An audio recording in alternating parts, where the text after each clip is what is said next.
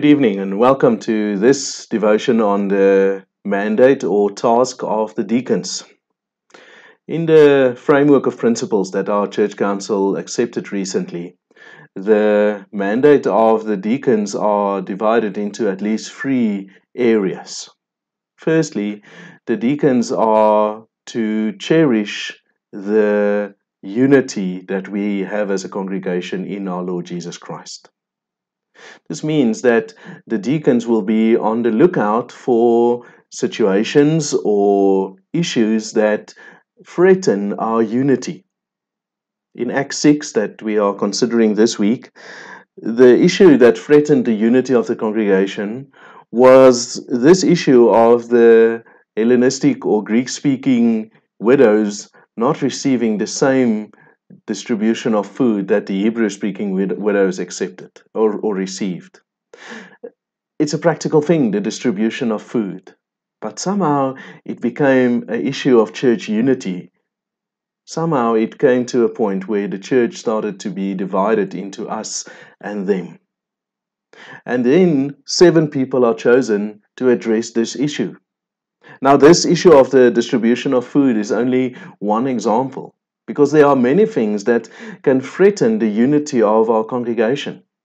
It might be the challenges that some of our members experience in transport, in getting to the church and back home on times when we meet in worship services or for Bible studies or for fellowship. It might be the illness that they experience or the loneliness that they experience.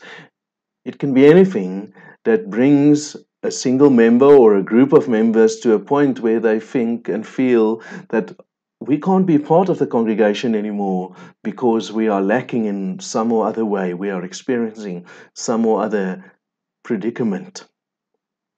But when we use the word that cherish and saying that the unity should be cherished, the mandate of the deacons are broadened, not past the point of just simply waiting for issues or problems to arise and then they should be solved. Yes, that's part of it. But it also draws the deacons to a place where our deacons should be focused on proactively thinking of ways to prevent these things of occurring, and also thinking of ways that the unity can be strengthened and deepened. It is clear that the 7 people that were chosen in Acts 6 weren't expected to do all of the ministry by themselves. They had the responsibility for this ministry, and they had to ensure that the distribution of the food took place. And therefore, it is important to notice the second part of our deacon's mandate. And that is that the deacon should lead the congregation in discovering and using their gifts so that the love of Christ, the grace of Christ, can truly shine in and out of the congregation. This can happen in a number of ways. One way is through visiting our members and ensuring that they are provided for, but also in visiting them, getting to know them and helping them to discover and develop their own gifts, so that the grace that God has bestowed on all of us can be shared amongst one another, and His gifts that He has given to us can be used to minister to one another. Our deacons also have to keep us accountable for the gifts that we've received. I can't just take whatever I've received and act as if it is mine alone to keep to myself and hide away. No, if I've received a gift, and we've all received gifts from God through the working of His Spirit in us, I have a responsibility to use that gift in my ministry, in and throughout out of the congregation. In Acts 6, it's striking that the whole congregation participated in electing these 7. Because after all, it's the congregation that was going to work with them in doing this ministry. And therefore, as deacons, we should be careful not to think of the congregation simply as a collection of people that needs to be ministered to. People who are just waiting to receive and the deacons have to run around and do it all. No, Just like a body exists out of many members and each of those members has a specific task, so we function as a church. And sometimes one part of the body might be suffering, and then the rest of the body serves that part until it is healed again or the suffering is over.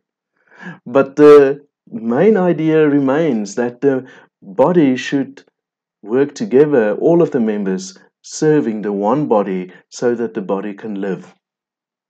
In the last part of our deacons' mandate, the relationship between our deacons and our elders is addressed when our deacons are asked to report to the elders about the work that they're doing, the ministry that they're doing, and also the well being of the members under their care.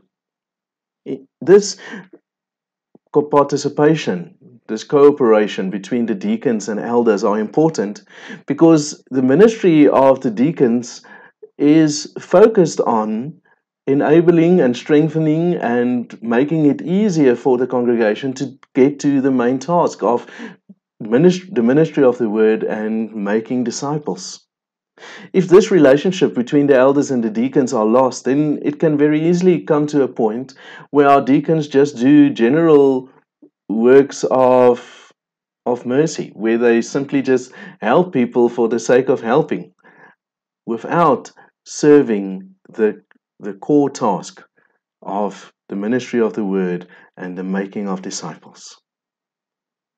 May the Lord bless each one of our deacons, and may He also raise up more of us to serve in this wonderful service.